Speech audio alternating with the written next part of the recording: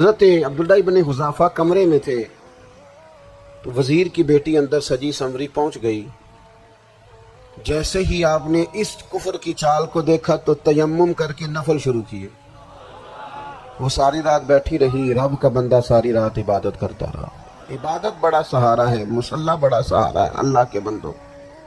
صبح دروازہ کھولا، وزیر نے اپنی بچی سے پوچھنا چاہتا تھا رزلٹ کیا نکلا، تو کہنے لگی پیچھے ہٹ جا، اب تیرا میرا تعلق کوئی نہیں، میں نے نبی پاک کا کلمہ پڑھ لیا۔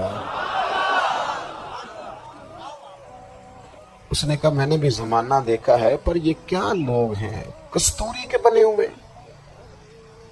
سندل سے دھلے ہوئے، کہ میں ساری رات کمرے میں رہی اور 100 اور 1000 آدمی جس جوان کا مقابلہ نہ کر سکے، اتنا طاقتور جوان کمرے میں رہا اور اسے نظر اٹھا کے نہ دیکھا۔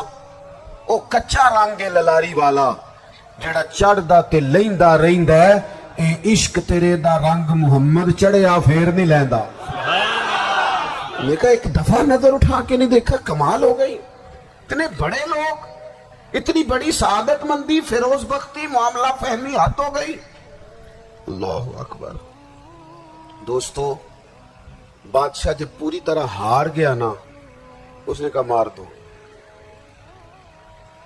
تیل گرم کیا ایک کڑاہی میں، اور جب آپ کو اس میں ڈالنے لگے تو آپ کی آنکھوں میں آنسو آ گئے۔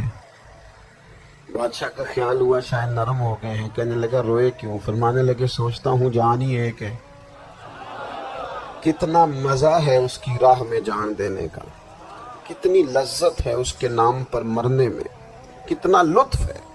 جے تو چڑھیا اتے دار بھی نہیں، تے جے تو وکیا عشق بازار بھی نہیں، تے ایڈا سستا سودا پیار بھی نہیں، تے ایڈا سستا لبدا یار بھی نہیں۔ کئی جنگل گانے پیندے نہیں، کئی دوزخ لنگنے پیندے نہیں، جے وہ اس ملوں بھی مل جاوے، ایدو سستا ہور بپار بھی نہیں۔ تے کچھ سمجھ نہ آوے لوکاں نوں وہ کادے نال شہید کرے، ڈٹھی یار دے ہاتھ تلوار بھی نہیں، پر او دا خالی جاندہ وار بھی نہیں۔ کہنے لگے ایک جان ہے نا، تو دل کرتا ہے ہزاروں ہوتی تو ایک ایک کر کے محبوب کے نام پہ قربان کرتا، جب میرے پاس ہے ہی ایک، کروں کیا؟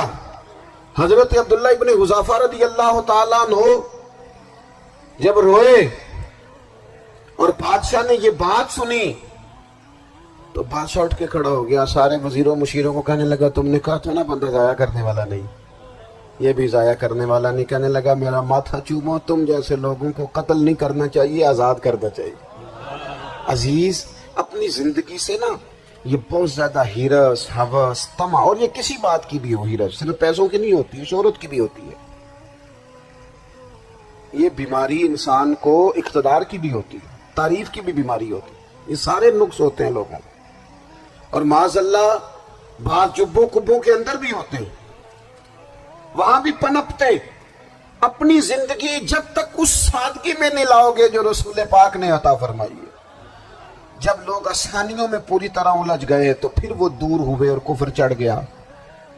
دوسری بات، اللہ کے محبوب صلی اللہ تعالی علیہ وسلم کی محبت ہم سے تقاضا کرتی ہے کہ ہم اس مشن کے لیے کام کریں جس مشن کے لیے رسول پاک نے کام فرمایا ہے۔ ہم سارے کام بڑی مضبوطی سے، سوچ سمجھ کے، تدبر سے، حکمت سے، تقاضوں کو مد نظر رکھتے ہوئے کرتے ہیں سارے کام۔ دین کے کام میں ہمارا مزاج نہیں ہوتا، او ہو جائے گا جی، آپ بسم اللہ پڑھیں جی، شروع کریں جی۔ آپ تقاضوں کو سمجھیں، چیزوں کو دبائیں نہیں، چیزوں پر غور کریں۔ کسی کے ذہن کی سطح پر سوال ابھرتا ہے، اس کا تسلی بخش جواب دیں۔ اپنی زندگی میں دین کے کام کے لیے اپنے آپ کو وقف کریں، اور دین کے کام کے بہت سارے پہلو ہیں۔ ہزاروں لوگوں کو قرآن پاک ٹھیک پڑھنا نہیں آتا، ہزارہ لوگ ہیں جو قرآن مجید کے مطالب سے آگاہ نہیں ہیں، دین کی بنیادی ضروریات سے لوگ نابلد ہیں۔ میں آپ کو کس طرح یہ بات سمجھاؤں کہ ہزاروں کی تعداد میں طلاقیں اس لیے ہوتی ہیں کہ مردوں کو طلاق کے مسئلے نہیں آتے، انہیں پتہ نہیں ہے کہ مجھے حقوق زوجین کے معاملے میں کیسے چلنا۔ ڈھیر سارے گھروں میں تباہی اس لیے ہے کہ تربیت اولاد کا دینی منہج ہمیں نہیں پتا، अपना हिस्सा मिलाए दीन के काम में। एक आदमी को अगर तू नमाजी करने में कामयाब हो गया, तेरी जिंदगी बदल गई। वो दीन बेजार लोग जो हमारे बीच बैठ के हमारी नौजवान नस्ल को पगड़ी और दाढ़ी का नाम लेके बुनियादी तौर पर दीन से दूर करते हैं, ऐसे नौजवानों को दीन का पैगाम मोहब्बत देकर दीन के करीब करना हमारी ड्यूटियों का हिस्सा है।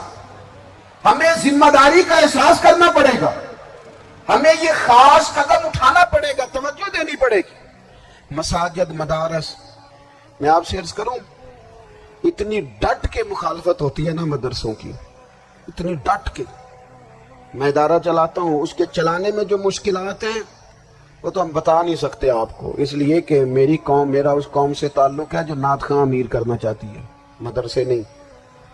हाँ, नकीब खतीब पैदा करना चाहती है, शेर व शायरी की जिंदगी को परवान चढ़ाना चाहती है। फकत हमारा उन लोगों से ताल्लुक है जो लाखों करोड़ों रुपया महफिल पे लगाएंगे।